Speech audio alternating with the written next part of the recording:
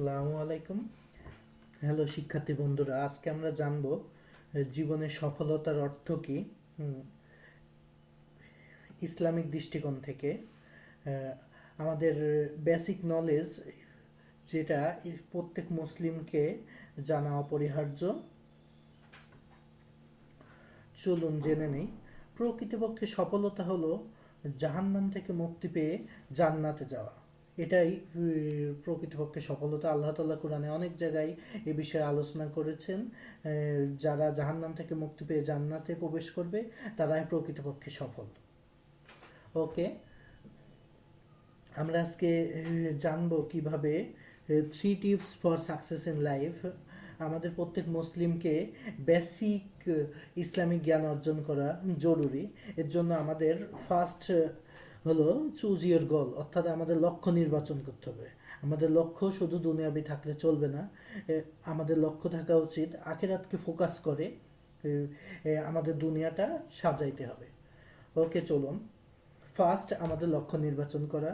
Second, আমাদের জ্ঞান অর্জন করতে হবে। জ্ঞান অর্জন করতে হবে 10টা সেক্টরে বেসিক, এখানে আমি আলোচনা করব। ফার্স্ট, আমাদের কোরআন ঠিকমতো তিলাওয়াত করতে পারা এবং অর্থসহ বোঝা এবং বুঝে পড়ার চেষ্টা করা। সেকেন্ড, আমাদের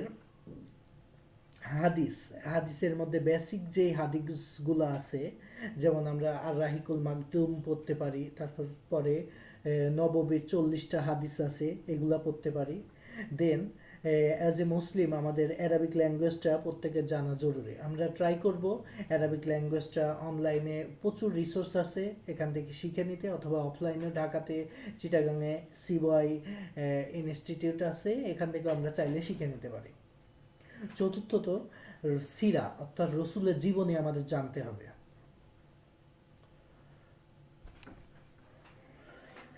যেহেতু আমরা আখিরাতে একমাত্র একজনেরই সুপারিশ পাবো, সে হলো রসুল সাল্লাল্লাহু আলাইহি ওয়াসাল্লাম। অথচ আমরা যদি তার জীবনী না জানি, তাহলে আমরা ইসলামের অনেক কিছু বিষয়ই সম্পর্কে আমাদের জ্ঞান অপূর্ণ থেকে যাবে। দেন পঞ্চমত হলো ফিক, অর্থাৎ কোন বিষয়টা মেজর কোনটা মাইনর এটা বোঝা, এই বিষয়ে জ্ঞান অর্জন করা আমাদের জন্য জরুরি। দেন আমরা ইসলামিক হিস্টোরি আমাদের জানতে হবে।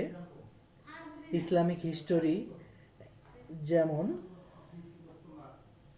প্রিভিয়াসে রসুলামের যুগ, সাহাবিদের যুগ, তাবেইনদের যুগ, খুলাফা রাশেদিন বাদেও আছে, যেমন উমাইয়া খিলাফা, আব্বাসি খিলাফা।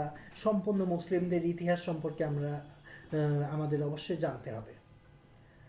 আমাদের পূর্ববর্তী জাতিটা কিন্তু আমাদের মতো এখন মুসলিমরা যে ক্রান্তিলগ্ন সময় পাস করছে এতটা অথর্ব ছিল না। এই বিষয়টা আমরা ইসলামিক ইতিহাস জানলেই বুঝতে পারবো। দেন আমাদের ইসলামিক ইকোনমিক্স জানতে হবে, অর্থাৎ আমাদের অর্থনীতির সম্পর্কে মোটামুটি একটা বেসিক ধারণা থাকতে হবে। বর্তমানে যে কোনো মুসলিমের চেয়ে অমুসলিমের কোনো ইকোনমিক্সের বিষয়ে, বেসিক ইকোনমিক্সের বিষয়ে ধারণা কিন্তু অনেক বেশি। আমাদের এই যে বর্তমানে যে কাগজে মুদ্রা দিয়ে দেওয়া হয়েছে, এটা কিন্তু 1972 সালের দিকে নিক্সন ফার্স্ট করছে। মূলত কিন্তু গোল্ড এবং সিলভার যে মানিটা, এটাই কিন্তু রিয়েল মানি। আমরা কিন্তু বুঝি না এই রিলেটেড। গোল্ড ইজ রিয়েল মানি, আপনারা গুগলে সার্চ দিয়ে দেখতে পারেন, অথবা রিচ ড্যাড পোর ড্যাডের এই বিষয়ে আলোচনা আছে, আপনারা দেখতে পারেন। দেন আমাদের জানতে হবে পলিটিক্যাল সায়েন্স, অর্থাৎ বিশ্ব রাজনীতি সম্পর্কে আমাদের নলেজ রাখতে হবে। একজন মুসলিম হিসাবে আমাদের অবশ্যই পলিটিক্যাল সায়েন্সের, বিশ্ব রাজনীতিতে কোথায় মুসলিম উম্মার কোথায় কি খবর, সেই বিষয়ে অবশ্যই জানতে হবে। শুধু আমাদের পুঁথিগত বিদ্যার মধ্যে সীমাবদ্ধ থাকলে চলবে না। দেন আমাদের জিও পলিটিক্স জানতে হবে, অর্থাৎ ভূ রাজনীতি কোথায় কোন স্ট্র্যাটেজি বা টেকনিক খাটে, সেই বিষয়ে আমাদের বুঝতে হবে, পড়াশোনা করতে হবে। বেসিক এই জ্ঞানগুলা অবশ্যই প্রত্যেক মুসলিম হিসাবে আমাদের জানা জরুরি। দেন তৃতীয়ত হলো এই জ্ঞানগুলো শুধু জানলেই হবে না, এগুলো জীবনে অ্যাপ্লাই করতে হবে। অর্থাৎ জ্ঞান অনুযায়ী আমাদের আমল করতে হবে, আমরা যতটুকু জানি সে অনুযায়ী আমল করার চেষ্টা করতে হবে। ওকে, গুড বাই।